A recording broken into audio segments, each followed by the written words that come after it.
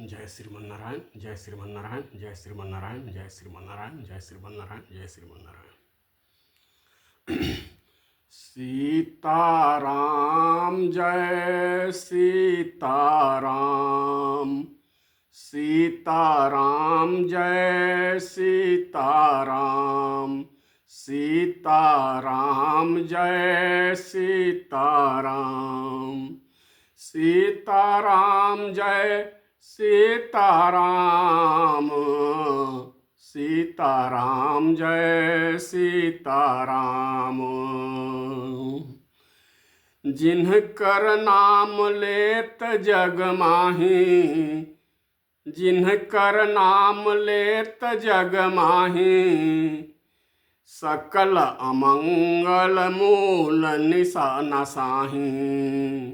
जिनकर नाम लेत जग माही, सकल अमंगल मूल नसाही। करतल होय पदार्थ चारी, तेहि सिया राम कहूँ कामारी। सीताराम जय सीताराम, सीताराम जय सीताराम। असरन शरण दया के धाम, असरन शरण दया के धाम। मुझे भरोसा आपका नाम, मुझे भरोसा आपका नाम। अपना दास बना लो राम, सीताराम जय सीताराम, सीताराम जय सीताराम।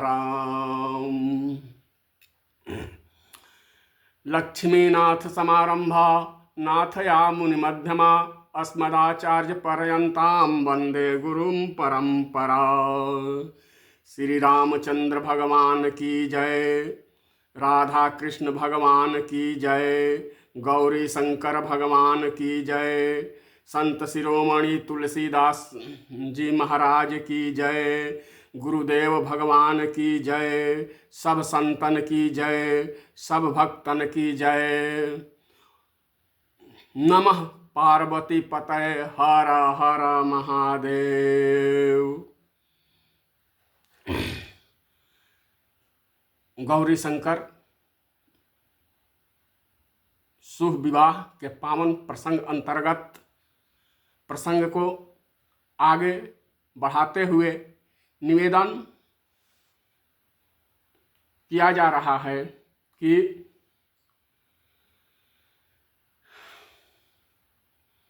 भगवान भोलेनाथ द्वारा कामदेव को भस्म कर दिया गया है। ये सब समाचार देवताओं को मिल चुका है। संपूर्ण ब्रह्मांड में यह समाचार फैल चुका है कि भोले बाबा ने कामदेव को नष्ट कर दिया है, काम को जला दिया है। तब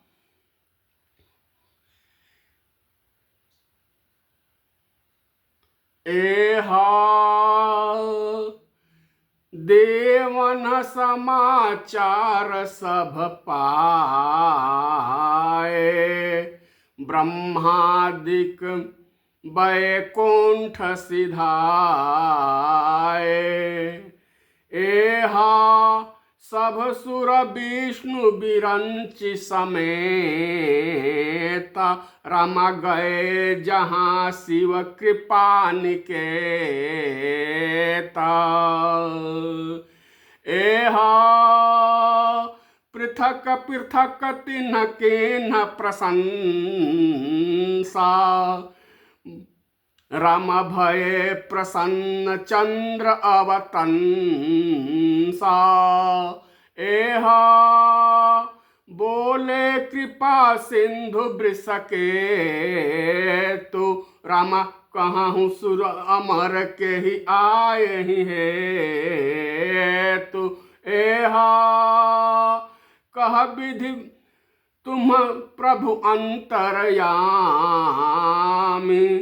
तदपि भगत भगति बस बिनयाऊँ स्वामी, सकल सुरन के हृदय असा, सकल सुरन के हृदय असा, शंकर परम उछाह, निज नयन देखा चाहे नाथ तुम्हार विवाह। बोलिए भोलेनाथ भगवान की जय, गौरी शंकर भगवान की जय।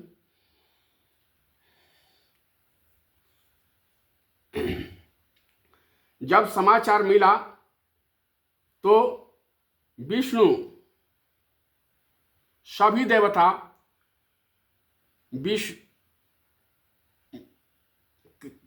विष्णु और ब्रह्मा जी के नेतृत्व में वहां गए जहां कृपा निधान, कृपा के सागर, कृपालु भगवान शंकर जी विराजमान हैं। और पहले पृथक पृथक होकर एक एक करके जाकर भोले बाबा की खूब प्रशंसा की है, खूब बड़ाई की है, खूब विनती की है। आप कृपा निधान हैं, आप दया सागर है, आप देवाधिदेव महादेव हैं, आप जगतनाथ हैं, आप जगत पिता हैं, हम सब आपकी संतान हैं। प्रशंसा की है। तब कृपा निधान, कृपा करने वाले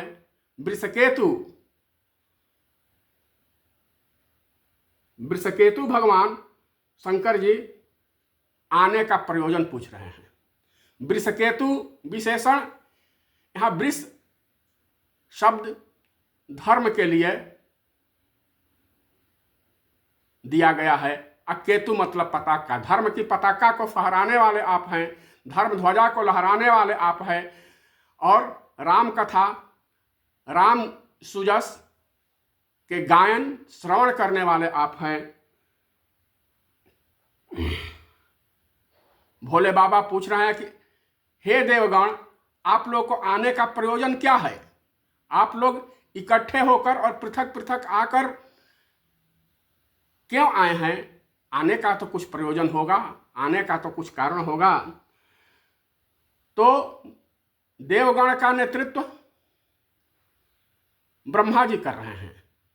ब्रह्मा जी निवेदन करते हुए कहे, भगवान नाथ, हे विश्वनाथ, आप तो अंतर्यामी हैं, आप सब कुछ जानते हैं, आपसे क्या छिपा है?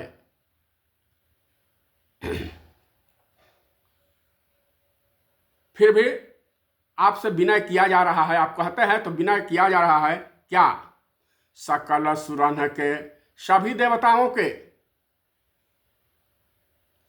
उत्कंठा है, हृदय में उत्कंठा है। क्या?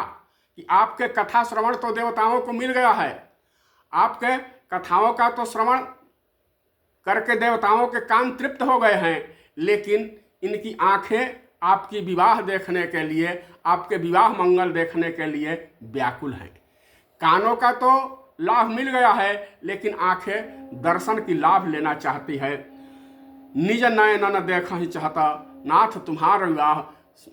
भोले बाबा बोले कि क्या आपने हमारा विवाह नहीं देखा है क्या? ब्रह्मा जी बोले, मैंने तो देखा हूं, मैं तो आपका विवाह देखा हूं, सती के साथ आपकी विवाह की लीला को मैं देखा हूं, लेकिन उस कल्प में देखा हूं जिस कल्प में ये देवगण नहीं थे। ये देवगण तो इस कल्प में है, तो इस कल्प की आपकी विवाह लीला को ये देवगण देखना चाहते हैं। देवगण, सभी देवता भगवान भोलेनाथ के यहाँ जाने से डरते हैं, खूब डरते हैं। हिम्मत नहीं है इनको उनके यहाँ जाने की। क्यों नहीं है हिम्मत? देवताओं को क्यों नहीं है हिम्मत? तो ये सभी देवगण अभी कुछ दिन पहले ही दक्ष के यज्ञ में सम्मिलित हुए थे। सभी देवता विष्णु और ब्रह्मा जी को छोड़कर दक्ष के यज्ञ में ये सभी देवगण सम्मिलित हुए थे। और उस यज्ञ का आयोजन क्यों हुआ था? उस यज्ञ का आयोजन का मुख्य उद्देश्य शंकर जी भोलेनाथ का अपमान करना था। तो जिस यज्ञ में जो यज्ञ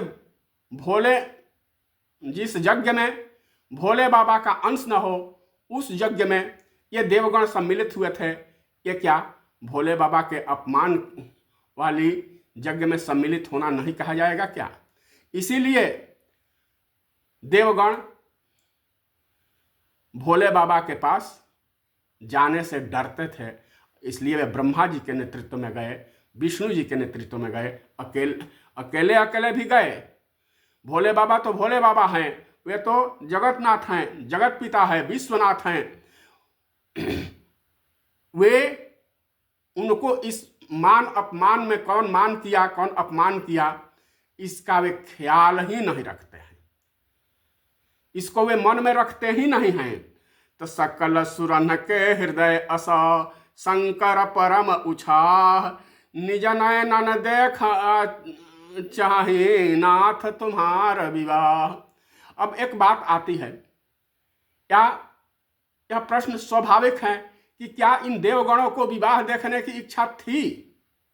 नहीं, ये तो तारकासुर के अत्याचार से प्रताड़ित थे, पीड़ित थे, इनका ऐश्वर्य चला गया था, इनको अपने राज्य से निकाल दिया गया था। तो तारकासुर भगवान ब्रह्मा से वरदान प्राप्त कर लिया था कि मेरी मृत्यु हो तो शंभु शुक्र से उत्पन्न पुत्र से ही मृत्यु हो। और तारकासुर ने ऐसा गणित लगाया था कि शिव जी तो तपस्या में हैं, तपस्या से कब जगेंगे ये पता नहीं, और जगेंगे तब विवाह करेंगे कि नहीं करेंगे। तारकासुर को यह पूर्ण विश्वास था कि भोले बाबा अगर समाधि से जग भी जाए तो विवाह के झंझट में नहीं पड़ेंगे। भोलेनाथ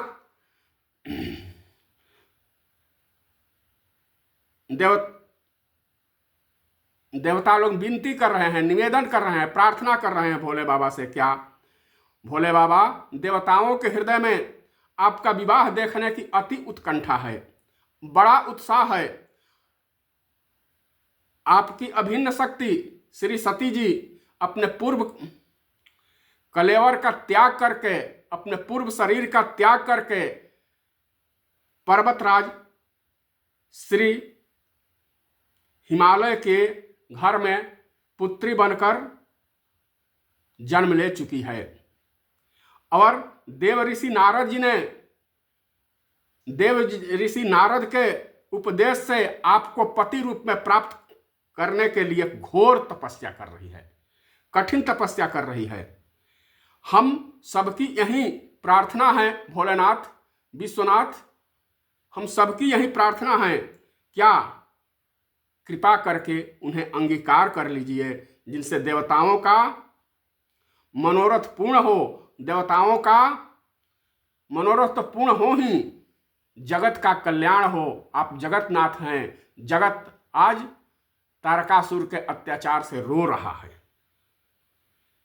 देवताओं के विनय को सुनकर भोलेनाथ ने स्वीकृति प्रदान कर दी। कैसे? सुनि विधि विनाया, सुनि विधि विनाया, समुझे प्रभु बानी, सुनि विधि विनाया, समुझे प्रभु बानी, ऐसे ही होई कहा सुख मानी, ऐसे ही होई कहा सुख मानी। भगवान भोलेनाथ ब्रह्मा जी के विनय को सुनकर स्वीकृति प्रदान कर दिए, बोले कि ऐसा ही हुआ। और उस समय तो वे अपने आराध्य देव श्री राम के मूर्ति को जो हृदय में रखे थे, उनका जो आदेश प्राप्त हुआ था, उसको स्मरण करते हुए बोल दिए कि ऐसा ही होगा। अब ये भोलेनाथ की स्वीकृति को सुनकर देवगण बहुत प्रसन्न हो गए, बहुत प्रसन्न हो गए। भोले बाबा ने सप्तर्षियों को बुलाया, सप्तर्षिगण आकर चरणों में निवेदन किए, आज्ञा प्रभु। आप भोले बाबा बोले आप लोग जाकर पार्वती की प्रेम की परीक्षा लीजिए। हाँ, परीक्षा लेते ध्यान रखना। सप्तर्षिगण निवेदन कर रहे हैं, नाथ माता की परीक्षा क्यों? माता की परीक्षा क्या जरूरी है? भोलेनाथ बोले हाँ, परीक्षा जरूरी है, क्योंकि पूर्व जन्म में सती जी ने मेरे मना करने पर भी, पूर्व जन्म में सती जी ने मेरे मना करने पर भी मेरे इष्ट प्रभु राम की परीक्षा ली थी। तो परीक्षा करके यह देख लिया जाए कि कहीं खनखन की पुरानी आवाज है कि नहीं, सती जी में खनखन की पुरानी आवाज है कि नहीं। सप्तर्षि गण निवेदन कर रहे हैं, प्रार्थना कर रहे हैं कि प्रभु जब हम परीक्षा लेने जाएंगे तो आपकी निंदा करनी पड़ेगी, और हर की निंदा करना, सुनना, वहां रहना यह शास्त्र उचित नहीं है। भोले बाबा बोले कि यह मेरा आदेश है, ऊपर से निंदा करना है, अंदर से प्रेम ही करना है। सप्तर्षि गण गए पार्वती जी के पास, तब पार्वती जी को तपस्या करते देखकर सन्न रह गए। साक्षात तपस्या ही मूर्ति के रूप में दिख रही थी। सप्तर्षि गण गए वहां तो क्या देखते हैं, ऋषिन्ह गौरी देखी तह कैसे, ऋषिन्ह गौरी देखी तह कैसे, मूर्तिमंत तपस्या जैसी, मूर्तिमंत तपस्या जैसी। देख करके पार्वती जी की तपस्या को देख करके सन्न रह गए। फिर भी हिम्मत करके सप्तर्षि गणों ने पूछा, हे शैल कुमारी, तू किस कामना से तपस्या कर रही हो, किस प्रयोजन से तपस्या कर रही हो, किसके लिए तपस्या कर रही हो, आखिर चाहती क्या हो?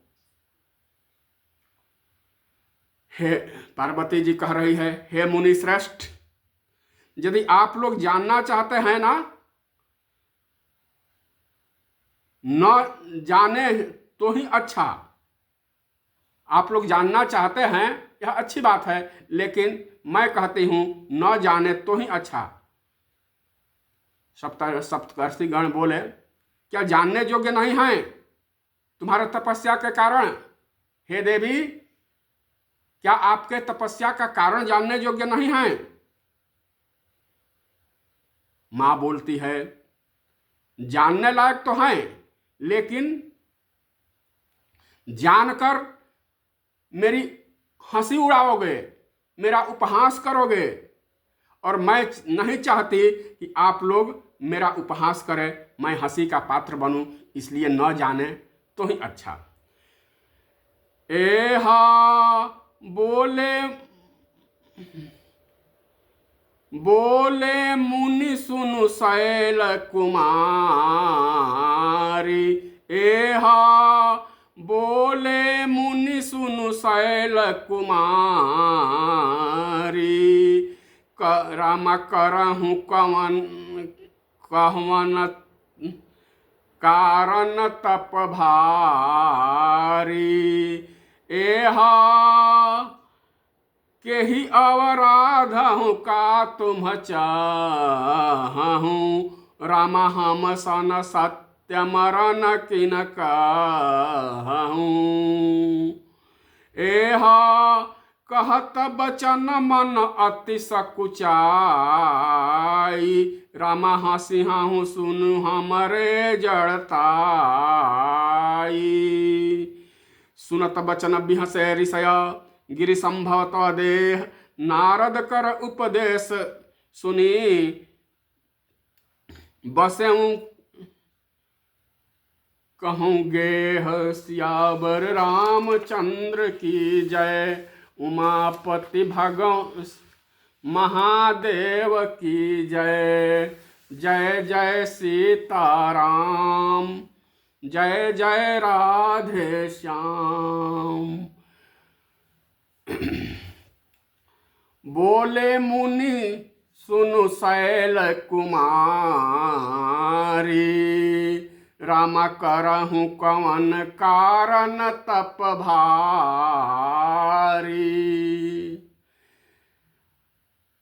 केहि अवराधहु का तुम चाहूँ, राम हम सन सत्यम राम किन कहूँ। कहत बचन सुनु अति, कहत बचन मनु अति सकुचाई। राम हसी हूँ सुनु हमरे जड़ताई। सुनत बचन बिहसे ऋषय, गिरि संभव तब देह। नारद कर उपदेश सुनी, कहूँ बसहूँ किसुगेह। सियावर रामचंद्र की जय। अब पार्वती जी की तपस्या हमसे नहीं देखी जा रही है। आकर भोले बाबा से निवेदन कर रहे हैं। तपस्या देखने के बाद पार्वती जी की तपस्या देखकर माता को नमस्कार करके ऋषिगण आकर भोले बाबा से निवेदन कर रहे हैं, या नहीं, पार्वती जी को से कह रहे हैं,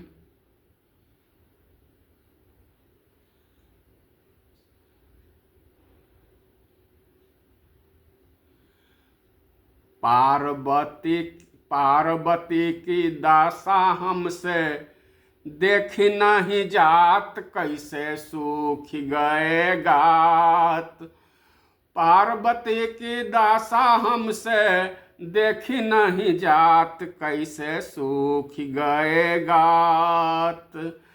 नारद के चाल हमके तनिको ना सुहात, घर को उजारन जगत में विख्यात, कैसे सूख गए गात। घर के उजारन जगत में विख्यात, कैसे सूख गए गात। दिन का वह काय, दिन बहकाय, तप करो दिन रात। दिन ही बहकाय, तप करो दिन रात। त्यागी निंद भूख पियास तात मात, कैसे सूखी गए गात। त्यागी निंद भूख प्यास तात मात भ्रात, कैसे सूख गए गात। ये भी कैसी भोली, ये भी कैसी भोली, वैसे ढंग वैसे ठग को पतियात, कैसे सूख गए बात गात। शिव से बौराह बर पे व्यर्थ ही बिकात, कैसे सूख गए गात। जाति न जनेव नाही कुल गोत दांत, जाति न जनेव नाही कुल गोतनात।